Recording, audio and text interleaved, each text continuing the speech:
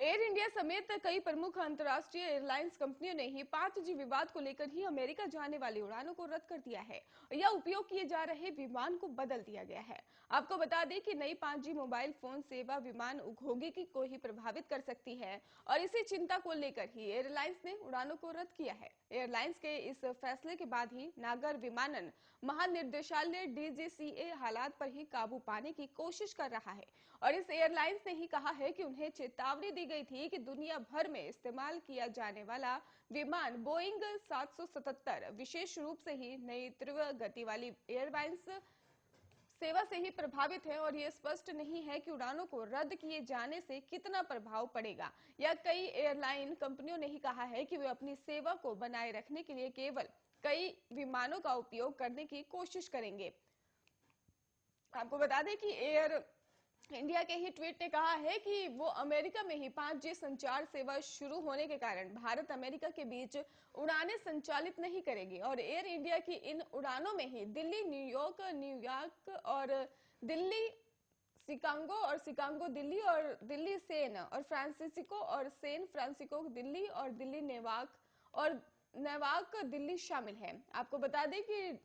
DGCA के प्रमुख अरुण कुमार ने बताया है कि भारतीय विमानन नियामक अमेरिका में ही 5G इंटरनेट की तैनाती के कारण ही पैदा हुई स्थिति से उभरने के लिए विमानन कंपनियों के साथ बातचीत कर रहा है और दूरसंचार कंपनियां AT&T को ही विर्मोजोन कम्युनिकेशंस के कहा गया है कि हवाई अड्डों के पास नई वायरलेस सेवा शुरू करने का काम टाला जाएगा और अमेरिका के ही संघीय विमानन प्रशासन FAF ने ही 5G सिग्नल के साथ ही कई विमानों को हवाई अड्डों पर उड़ान भरने की मंजूरी दे दी है, लेकिन बोइंग 777 सूची में नहीं है। अमेरिका में इस मुद्दे ने ही FAA को ही एयरलाइंस और संघीय संचार आयोग और दूरसंचार कंपनियों के खिलाफ ही खड़ा कर दिया है। आपको बता दें कि FAA ने कहा है कि विमान के ही रेडियो एल्टीमीटर पर ही 5G के प्रभाव से इंजन और ब्रेकिंग प्रणाली रुक सकती है और जिससे विमान को रनवे पर रोकने में दिक्कत आ सकती है।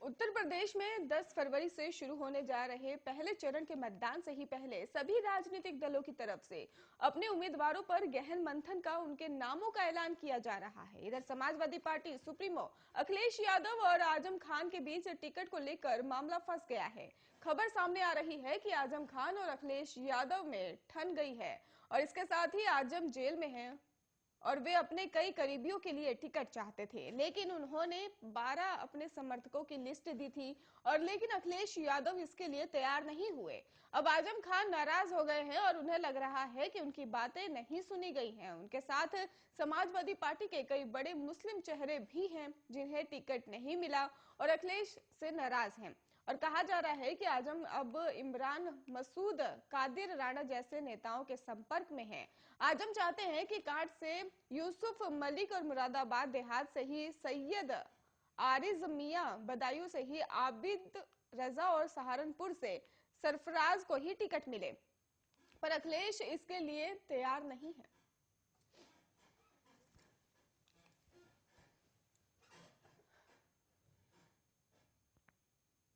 यूपी चुनाव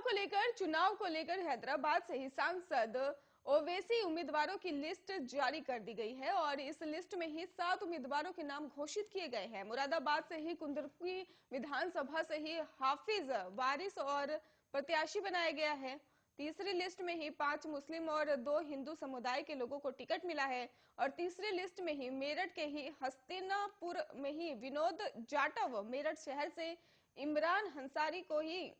अलीगढ़ से ही बरौली से शाकिर अली और बुलंदशहर से ही शिकराबाद सीट से ही दिलशाद अहमद, बाराबंकी से रामनगर सीट से ही विकास श्रीवास्तव, सहारनपुर से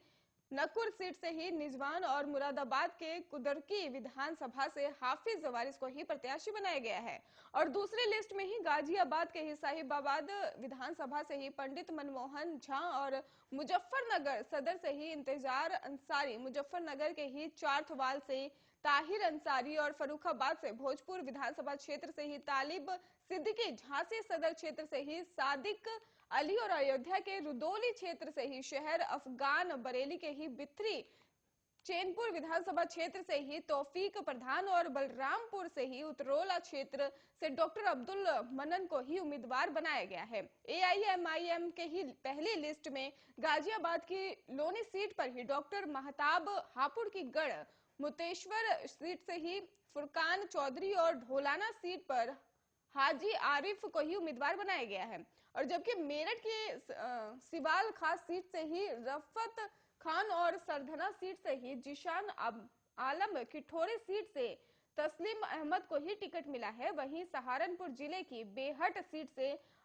अमजल अली और सहारनपुर देहात सीट से ही मरगूब हसन, बरेली जिले से ही बरेली सीट पर शाहीन रजा खान को ही उम्मीदवार बनाया गया है।